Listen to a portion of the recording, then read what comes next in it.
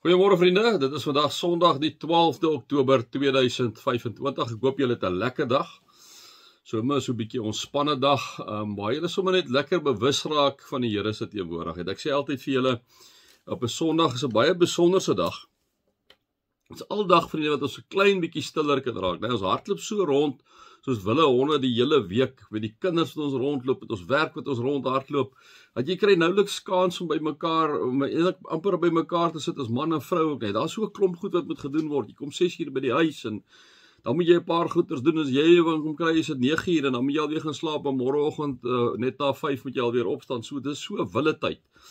En ek dink dit is hoekom die Here ook vir ons natuurlik uit die aard van die sake Sondag gee, net om 'n bietjie te relax, net om so 'n bietjie rustig te raak in sy teenwoordigheid, net om 'n bietjie bewus te raak van jou omgewing, van jou huisgesin en inderdaad ook van God, net. So mag dit vir julle sommer net 'n wonderlike dag wees. Vriende, ons is nou hierdie maand in dankbaarheidsmaand, soos nog al die jare tevore. Oktober maand altyd ons dankbaarheidsmaand of ons ou 10de dankoffermaand. Wat ons beoog in hierdie maand, vriende, gee ons gewoonlik ons gewone dankoffer en wat ons dan probeer doen is amper al 'n geloofsoffer te gee of 'n dankbaarheidsoffer te gee, en boonbehalwe dit iets te gee. En daardie bedrag wat ons gee ons weg. Dit doen ons nou al, ek is nou al baie jare hierso. En vir al die jare wat ek weet is dit wat ons doen in die 10de maand. Ons gee geld weg. En vir hierdie geld wat ons weggee, nommer 1 is dit so R100,000 wat ons vir die synode gee, synodale aanslag. Hulle doen wonderlike werk. Ek het dit al vir julle by 'n paar geleenthede gesê. Hulle is by kinderhuise betrokke, hulle is by ouetehuise betrokke, hulle is by armoedeprojekte betrokke. En so kan ek nou maar vir julle 'n klomp goed opnoem waarby hulle betrokke is, vriende. En dit is, en jy moet daai mense, en jy moet ongelukkig bestuur om die goed te bestuur. Julle weet hoe lyk ons land, maar daar in die bestuur is die val alles uit mekaar uit. Ek lees nou sommer in gister se koerant weer oor die hospitale, oor die dokters en die verpleegsters en almal of landtyd is of ja, meeste is landtyd. In privaat sektor te veralnik in die staatssektor uit, omdat daar net die struktuur is, as net die mense wat ordentlike besluite neem, is mense wat nie weet wat hulle doen nie. In die oomblik as jy nie weet wat jy doen nie, dan val alles uit mekaar uit. En dit is juist, so jy moet vir bestuur voorsiening maak, jy moet vir bestuur betaal, anders gaan die mense weg, die oomblik as hulle weggaan, dan bly daar niks oor nie. So daar, vir bestuur gaan is gewoonlik so 25%, vriende, ek het nou nie die presiese syfers vir my nie, maar is gewoonlik so 25% wat jy vir bestuur betaal en 75% kom by die mense uit. Ek dink kan selfs 'n bietjie minder vir die bestuur wees. Maar 75 tot 80% toe kom by mense uit waarvoor die geld daar is, en jy moet dan nou inderdaad vir mense ook betaal om daai struktuur in stand te hou, né? So goeie werk met hulle. Dan is daar 40,000 vriende wat oorbly wat ons dan as dit inkom boonbehalwe die 100,000, dan is dit wat ons dan aanwend vir behoeftige mense wat swaar kry in ons gemeenskap en in ons gemeente. En so kon ons deur baie jare al vir 'n klomp mense, vriende, tot hulp gewees het. Dat ons vir hulle kon help uit benarde situasies uit as gevolg van julle welwillendheid, as gevolg van julle mooi harte. So ons begroting is so 140,000 bo en behalwe ons normale dankoffer wat ons gee in hierdie maand. So ek kom sê by voorbaat vir julle baie dankie daarvoor. Kom ons raak net so vir 'n wyle stil.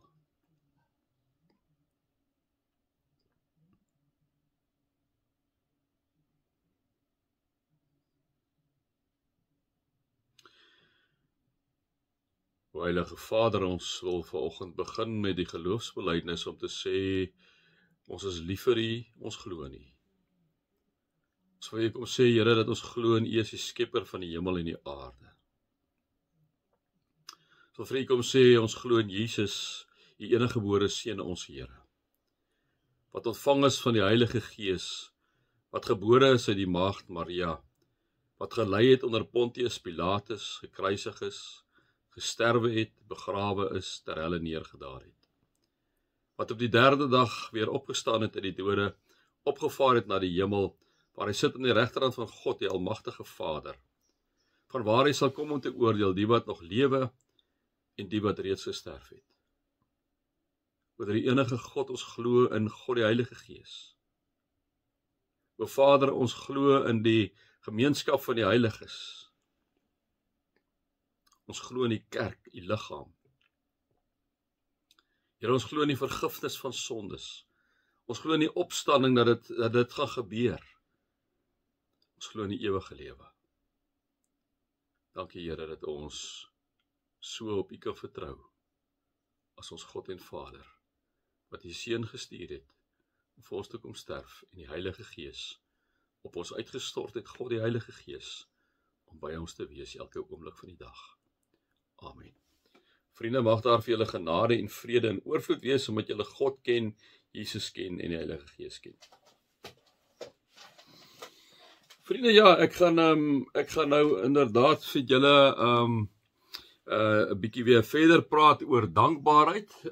Dankbaarheid, liewe vriende. En my tema vandag oor dankbaarheid wil ek sê, daar's krag in lof. Daar's krag om God te loof en te aanbid wanneer dit moeilik gaan. En ek gaan die gedeelte hanteer met julle wat julle ook inderdaad ken, vriende, en dit is uit Handelinge 16, en ons gelees daarvan vanaf vers 22. Die menigte het ook teen Paulus en Silas opgetree. Ek sal nou 'n bietjie weer die agtergrond daar gee. Die menigte het ook teen Paulus en Silas opgetree. Die owerstes het hulle klere afgeruk, of die stadsbestuur, en bevel gegee dat hulle met stokke geslaan moet word. Teen middernag was Paulus en Silas besig om te bid en lofliedere tot eer van God te sing, en die ander gevangenes het na hulle geluister. Skielik het daar 'n groot aardbewing gekom, sodat die fondamente van die tronk geskud het. Onmiddellik het al die deure oopgegaan en die boeye van almal het losgeraak. Vriende, ek en jy leef natuurlik in 'n tyd wat ons vir mekaar moet sê dat dit so is, dat mense baie maklik kla. Ons kla baie maklik oor die regering, oor die petrolpryse, oor die verkeer, inderdaad hier in Kaapstad, oor gesondheid en selfs kla ons oor die weer. Ons kla selfs oor die weer. Ons wat hier in die Weskus is, word baie keer erg deur die wind gepla, maar ons besef nie hoe dit ons afkoel. As jy nou byvoorbeeld Durban wil toe gaan, is dit maklik 5 tot 8 grade warmer en daar is nie eens 'n liggie wat waai omtrent daar nie. So dankbaarheid gaan nie oor hoeveel jy het of wat jy het nie, maar oor hoe bewus jy is van God se goedheid in jou lewe. Dit is waaroor dankbaarheid gaan. Dat ek en jy bewus is dat hierdie God, ons Vader, ongelooflik goed is vir jou en vir my. En daarom moet ons vir mekaar kom sê, ware dankbaarheid, liewe vriende, is nie 'n reaksie op jou goeie omstandighede nie. Ware dankbaarheid hang juist nie af van jou omstandighede nie. Dit het ons verlede week by Paulus gehoor in 1 Tessalonisense 5 vers 18, toe hy gesê het, wees in alles dankbaar, want dit is die wil van God. Want dit is wat God in Christus Jesus van julle verwag, die 53 en die 83 vertaling. Wees in alles dankbaar, dis die wil van God. Dit is dankbaarheid, is 'n opdrag van God, en is nie 'n opsie nie, het ons verlede week vir mekaar kom sê, liewe vriende, na aanleiding van 1 Tessalonisense 5 vers 18. Nou die oomblik wanneer ons vir mekaar kom sê dat dit is 'n opdrag van God, dan stel dit natuurlik jou en my voor 'n keuse, wil ons hierdie opdrag gehoorsaam, of wil ons nie hierdie opdrag gehoorsaam? En daarom moet ons vir mekaar kom sê, dat ware dankbaarheid, liewe vriende, is 'n besluit in die geloof. 'n Besluit waar ons kom sê, Here, al gaan dit hoe sleg met my, ek het besluit, ek sal altyd dankbaar wees, want U is my God en U is my Vader. Hoor hoe mooi sê die psalmdigter dit in Psalm 71, vriende. By U, Here, skuil ek. Laat my tog nooit teleurgestel staan nie. Red my en bevry my, want U is getrou. Luister tog na my en help my. Wees vir my 'n rots om na toe te vlug, waar ek altyd die veiligheid mag vind wat U tot my redding beskik het. Want U is my rots en my vesting. Vers 8. Want U, Here, U is my hoop. Op U, Here, het ek van jongs af vertrou. U is my hulp van my geboorte af. Ek besing U lof en U roem gedurig deur. Ek loof U gedurig deur. Ek is verbaai in wonder, want U is my veilige vesting. Wat doen Dawid? Dawid, ten spyte van hierdie gemors waarna hy is, loof hy God, prys hy God, is hy dankbaar oor God, vriende.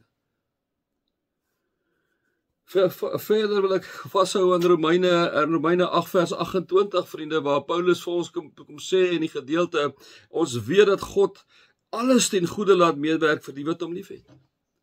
Vriende, al lyk goed baie keer teen mekaar, God laat alles ten goeie meewerk. Al lyk die land teen mekaar, op 'n kol begin mense opstaan, liewe vriende, en op 'n kol begin die goed maar val in die plekke waar dit moet val. Want God bly in beheer. Anders in beheer natuurlik is wat ek en jy dink inderdaad, né? Paulus en Silas sien ons as onregverdig behandel. Hulle het 'n bose gees uit 'n waarsegster uitgedrywe, liewe vriende. Sy kon nie langer vir haar eienaars geld maak nie, en die waarsegger se eienaars het toe leuns begin vertel vir die owerhede, soveel so dat die stadsbestuur daardie tyd vir Paulus en Silas lyfstraf gegee het. Handelinge 6:22-23 staan daar, die stadsbestuur het hulle klere van hulle laat afskeur en beveel dat hulle lyfstraf moet kry. Nadat hulle baie geslaan is hulle in die tronk gegooi. En ten spyte, liewe vriende, van dit met hulle gebeur het, ten spyte van die seer waarmee hulle daar sit, want hulle moes verskriklik geslaan gewees het, vriende, daai tyd het die ouens nie gespeel nie. Sien ons is dan nog steeds 'n stuk dankbaarheid in hulle. Hulle het gebid, en hulle het lof van God gebring. Hulle was besig om te sing, ten spyte van die omstandighede waarin hulle was hulle besig om te sing. Hulle het niks gehad nie, maar hulle het God gehad. En dit was vir hulle inderdaad op daai stadium. Vrees interessant as ons na Paulus en Silas se lewe kyk in hierdie gedeelte wat ons nou gelees het. Dan is daar so 3 dinge wat vir my uitstaan. Julle kan nou meer vat, maar dit is wat nou met my gepraat het, né? En as ek so kyk na wat hier gebeur met Paulus en Silas, dan wil ek sê eerstens, vriende, dat dankbaarheid is 'n keuse, né? Dankbaarheid is 'n keuse wat nie deur omstandighede bepaal word. Dankbaarheid is 'n keuse wat nie deur omstandighede bepaal word. Sien julle, ek dink hierso terwyl Paulus en Silas hier die tronk was, onthou hulle is verskriklik geslaan. Daar staan geskrywe, hulle klere is van hulle afgeskeur en hulle is baie geslaan. So hierdie ouens is stikkend, vriende.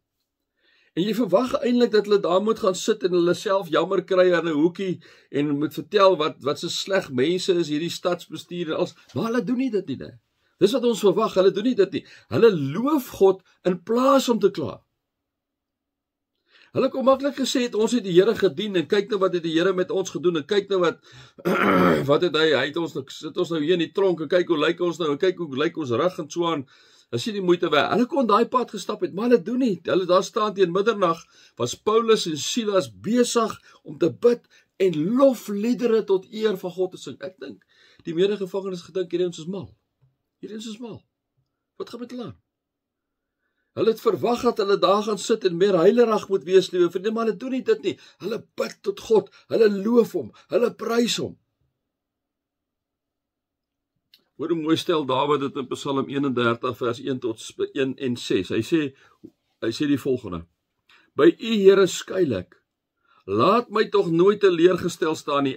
In U hande gee ek my lewe oor, want U, troue God, U het my vrygemaak. Liewe vriende, Dawid se lewe, baie keer roep hy tot God, ja, baie keer kla hy voor God, maar sy groot ding van Dawid is, hy's heeltyd eintlik besig om in die soeke na sin in die lewe, want dit is Dawid, is met die psalms van Dawid die geval, beloof en prys hy God meeste van die tyd.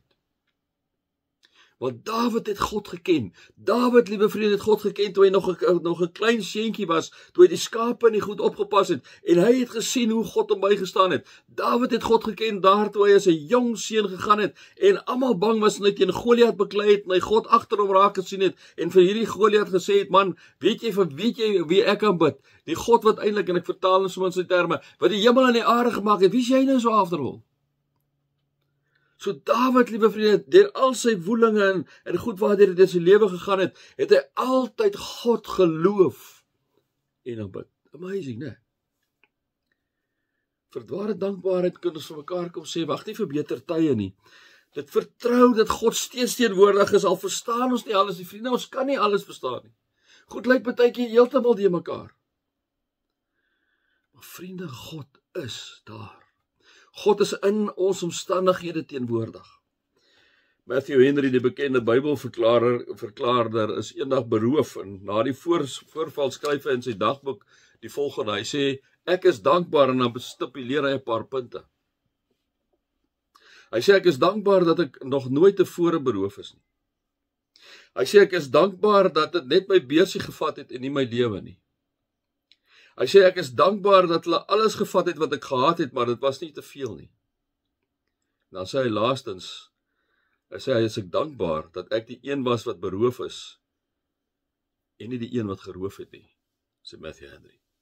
Matthew Henry kom baie maklik op sy verlies gefokus het, maar het gekies vriende om God se genade raak te sien, net soos Paulus en Silas. Hulle het die goeie gesien in die slegte. Goeie met 'n hoofletter. Dankbaarheid, liewe vriende, is nie om te wag tot dinge verander nie. Dis om jou houding te verander terwyl dinge nie uitwerk soos wat ek en jy dit wil, soos wat ek en jy wil hê dit moet uitwerk nie. 'n Keuse van dankbaarheid is om God oral raak te sien. So dankbaarheid is 'n keuse wat net deur omstandighede bepaal word. Ons kan nog lank hierop aangaan. Tweede ene, liewe vriende, dankbaarheid nooi God in. Dankbaarheid nooi God in. Psalm 22 vers 4. U is die heilige wat woon waar die lofsange van Israel weer klink. U is die heilige wat woon waar die lofsange van Israel weer klink. Toe Paulus en Silas begin sing het, liewe vriende, het hierdie tronk 'n tempel geword. 'n Tempel geword. Hulle lof en hulle aanbidding het die atmosfeer in totaliteit verander. Klaar, liewe vriende, moet ons vir mekaar kom sê, maak harte toe, maar dankbaarheid, maak harte oop. Paulus en Silas het in totaliteit die atmosfeer, alles binne in daai tronk verander. Want hoekom? Hulle het God ingenooi. Hulle het God ingenooi. Die oomblik toe Paulus en Silas onder hierdie moeilike omstandighede begin sing en lofliedere sing, liewe vriende, het hulle God ingebring en daardeur gesê, Here, ons vertrou U heeltemal. Maak nie saak wat vir ons voorlê nie. Hulle het nie geweet die tronkdeure gaan oopgaan nie, vriende. Hulle het nie geweet daar gaan 'n aardbewing wees nie. Hulle het nie van hierdie goed geweet nie. Hulle het God geloof en aanbid voordat daai goed gebeur het. Ten spyte van hulle omstandighede het hulle God vertrou wat die omstandighede ook al sal inhou. Hulle kon doodgemaak gewees het. Dit het nie vir hulle saak gemaak nie. Daarom het hulle bly sing. Daarom het hulle bly lofliedere sing. Nick Vujicic, liewe vriende, is sonder arms en bene gebore. Julle ken sy verhaal. En hy sê toe hy as tiener was hy depressief en hy wou sterf. Hy sê maar toe hy God leer ken het hy besef, dankbaarheid is nie om te wag dat alles regkom nie. Dankbaarheid is om God te vertrou, selfs wanneer niks sin maak nie, sê hy. Nick het begin getuig reg oor die wêreld. Duisende mense het hy begin bemoedig, hy het getrou, hy het 'n gesin begin, en hy sê vandag, ek het geen arms of bene nie, maar wat ek het is dankbaarheid, en dit gee my vlerke, sê hy. Is dit nie amazing nie? Is dit nie absoluut amazing nie? Nick het God ingenooi in sy omstandighede in. Nick het 'n keuse gemaak, liewe vriende, ons eerste punt. Nick het 'n keuse gemaak, maar hy het besluit dat die omstandighede gaan nie sy lewe bepaal nie. Paulus en Silas kon sê, ons is vas, ons kan niks doen nie. Maar hulle het gebruik wat hulle het hulle stemme gebruik. En dankbaarheid sê, ek loof God met wat ek het, nie wat ek mis nie. Dis wat Nick ook sê, ek het nie arms nie, ek het nie bene nie. Maar vriende, julle wat al van sy goed gesien het, dis amazing. Dis amazing, hierdie ou met geen arme bene nie, net so voetjie wat so maak. Hierdie ou wat in die wêreld gaan, liewe vriende, met mense praat wat op 'n tafel moet wees, moet op 'n tafel sit, hy lyk soos 'n mascot. As gevolg van sy verhouding met God, en dat hy 'n dankbare ingesteldheid het, liewe vriende, verander hy miljoene mense se lewe deur die wêreld. Hoekom? As gevolg van dankbaarheid. Dankbaarheid nooi God in. Soos ek gesê, dankbaarheid is 'n keuse wat nie deur die omstandighede bepaal word nie. Dankbaarheid nooi God in. Die derde een, dankbaarheid breek boeye en kettinge. Skielik het daar 'n groot aardbewing gekom en al die boeye het losgeraak. Is daar nie so vir ons aangeteken hierso in die liewe vriende, maar dit impliseer dat God die aardbewing laat plaasvind het, nee. En deur hierdie aardbewing is die boeye losgeskit, is die tronkdeure het oopgegaan. En baie interessant, liewe vriende, dit gebeur net nadat Paulus en Silas die Here geloof en geaanbid het, liewe vriende, dit het net daarna gebeur. Wat gebeur wanneer ek en jy bid en lofliedere tot God sing? Dit kom op vriende, wanneer ons bid in die kerk en by die huis, maar wanneer ons bid soos gemeenskap van gelowiges saam, daar waar ons is, liewe vriende, wanneer ons God loof en prys en aanbid, liewe vriende, dan kan daar groot goed gebeur. Wanneer ek en jy bid en lofliedere aan God sing, liewe vriende, gebeur daar wel groot goed, want ek en jy kom sê inderdaad dat ons buig voor God. Ons kom sê inderdaad dat ek en jy in totaal afhanklik is van hom, dat ons hom vertrou, liewe vriende, maak nie saak wat in ons lewe gebeur nie. Dit is wat ons doen wanneer ons tot God bid, wanneer ons lofliedere sing tot sy eer. Wanneer ek en jy God begin loof en aanbid in moeilike tye, liewe vriende, wat doen dit? Dit breek die kettinge. Dit breek die kettinge van vrees. Dit breek die kettinge van 'n negatiewe denke. Kyk byvoorbeeld by Paulus en Silas. Kyk byvoorbeeld by Nick Vujicic, liewe vriende. Die oomblik toe hulle anders kyk na die lewe, toe hulle God innooi, toe hulle 'n keuse maak, toe verander alles.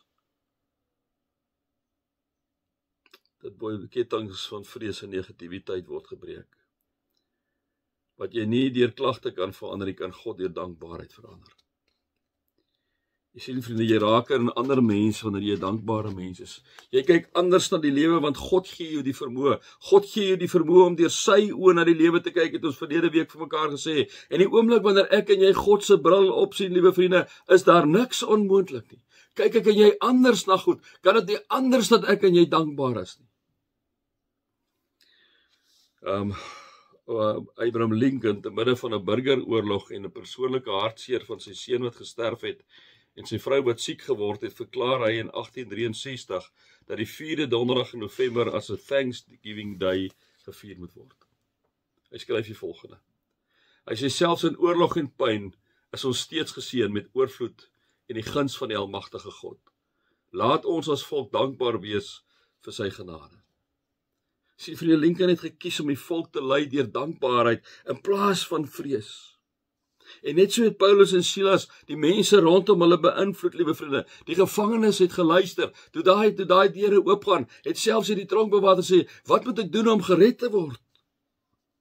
Wanneer ek en jy dankbaar is, liewe vriende, steek ons iemand anders se geloof aan. Maak ons dat iemand anders wil weet, maar wat is daar anders in jou? Hoe kry jy die vermoë om anders te kyk? Raak ons voorbeeld van 'n dankbare ingesteldheid, omdat ons fokus op God, omdat ons afhanklikheid van God. Raak dit so getuienis, liewe vriende, dat mense nie anders kan as om na ons lewens te kyk en te kan sê, maar ek wil ook soos jy wees.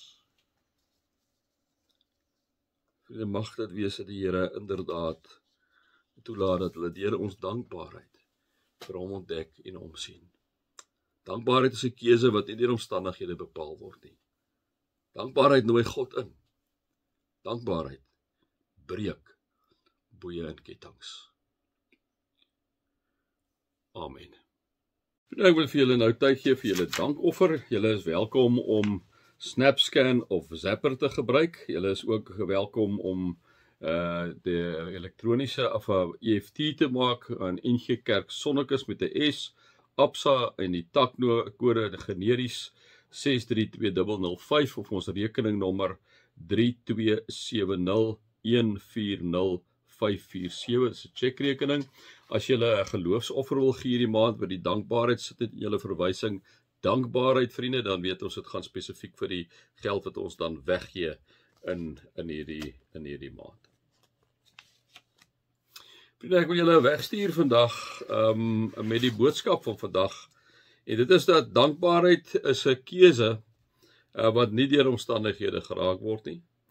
Die dankbaarheid nooi ons God in 'n deel van ons lewens sodat ek en jy anders kan kyk na omstandighede. En dankbaarheid breek inderdaad boeye en kettinge wat dit ook al mag wees, omdat jy God vertrou, omdat jy God loof en aanbid. Mag julle God se liefde ervaar, mag julle inderdaad Jesus se genade ervaar en mag julle ook die Heilige Gees se teenwoordigheid in julle lewe ervaar. Amen.